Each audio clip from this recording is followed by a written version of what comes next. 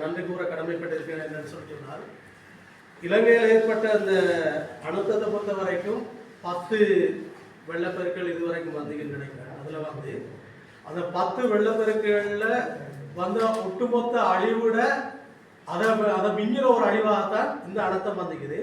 ஆகவே இந்த அனர்த்தத்தில் வந்து இலங்கையில் உள்ள எல்லா பிரதேச சபைகளும் உண்மையிலே வந்து நல்ல முறையில் அவங்களோட மகத்தான பணியை செய்தாங்க. விசேஷமாக மாந்த மேற்கு பிரதேச சபையை நான் அடிக்கடி பார்த்தேன். அந்த அனர்த்த காலங்களில் வந்து உண்மையிலே வந்து நல்ல ஒரு நிறைவான சேவையை வழங்கியது இந்த பிரதேசத்துக்கு. ஆகவே இந்த சந்தர்ப்பத்தில் நான் கட்டாயமாக நல்லது செய்கிற யாராக இருந்தாலும், அதுவும் எங்களோட ஒரு குடும்பம் என்ற அடிப்படையில் அதில் யார் யாரெல்லாம் ஈடுபட்டார்களோ, தவிசாளர் அதே போல் ஏனைய உறுப்பினர்கள், இங்கே ஒர்க் பண்ணுற எல்லா டீமுக்கும் நான் அந்த சந்தர்ப்பத்தில் என்னுடைய மனமார்ந்த பாராட்டுகளையும் நன்றியையும் தெரிவித்துக் கொள்கிறேன். அடுத்த விஷயம் என்னன்னு கேட்டால், இந்த மாட்டு விஷயம் இப்போ நீங்கள் முடிவுன்னு எடுத்துட்டீங்க. உண்மையிலே வந்து எல்லாரோடையும் கூடுதலான ப்ரெஷர் எனக்கு இருக்குது. நான் ஷியாமனோட இதுவரைக்கும் பல தடவைகள் கலந்துக்கிறேன். ஷியாமன் ஒரு 3 தவணைகளும் தந்திருந்தார். அந்த 3ம் மிஸ் பண்ணப்பட்டிருக்குது.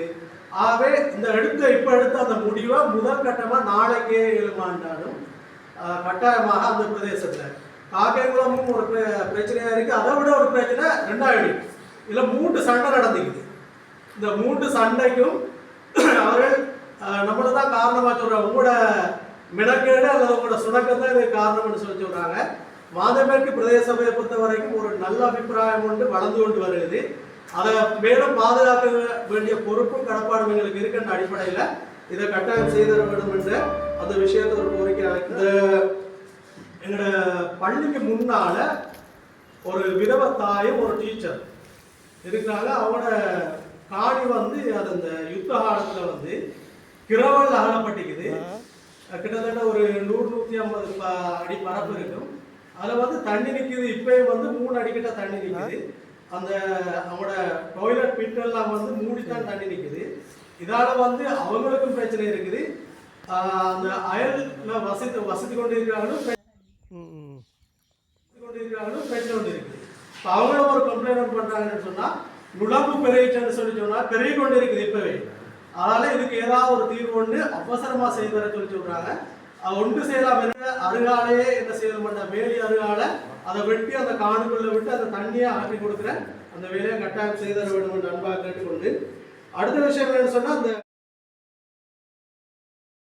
அந்த லைட் ஸ்ட்ரீட் லைட்டில் வந்து இப்போ இந்த மழை காலன்றதால பெரிய ஒரு பிரச்சனை ஒன்று இருக்குது. அநேகமாக திருத்தம் தான் கூடுதலாக இருக்குது. அதே போல் வந்து புதிய லைட் தேவைகளும் இருக்குது. 7 மணி சொல்லி சொன்னால் அவசரமாக இந்த ஆகும் காட்டு பிரதேசங்களில் நிறைய பேர் வசிக்கிறாங்க. அவங்களுக்கு இந்த திருத்த வேலைகளை அவசரமாக செய்தருமாறு அன்பாக கேட்டுக்கொள்கிறேன்.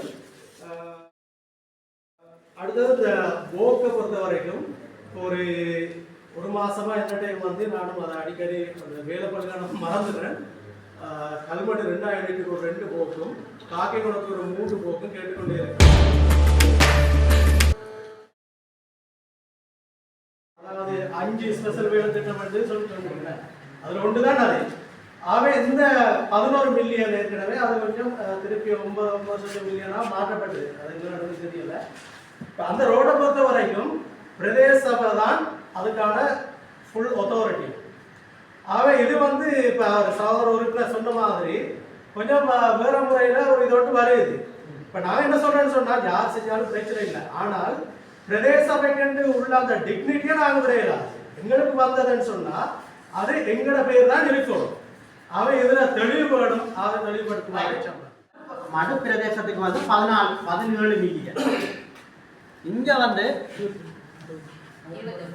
22 இந்த 34 தானே 34 இங்கே மடுவுக்கு வந்து 22. இந்த இப்படித்தான் அலோகேஷன் வந்தது. ஆனால் எங்களுக்கு தரப்பட்டது வந்து ஜிஏ சொன்னது மடுவுக்கு வந்து 22 மில்லியனும், இங்கே மாந்தைக்கு வந்து 34 மில்லியன். இதை இந்த காசை நாங்கள் தந்தா நீங்கள் உடனடியாக ரோட்டை செலக்ட் பண்ணி தாங்க. இந்த நிதியில் தான் காசு வந்தது. எங்களோட பிரதேச சபைக்கு தான் காசு வந்தது. காசை ஒதுக்க வேண்டியாக்கள் அரசாங்கம் விளையில. இப்போ வேறு யாரும் காசு ஒதுக்க வேண்டிய அரசாங்கம் தான் காசு ஒதுக்கும்.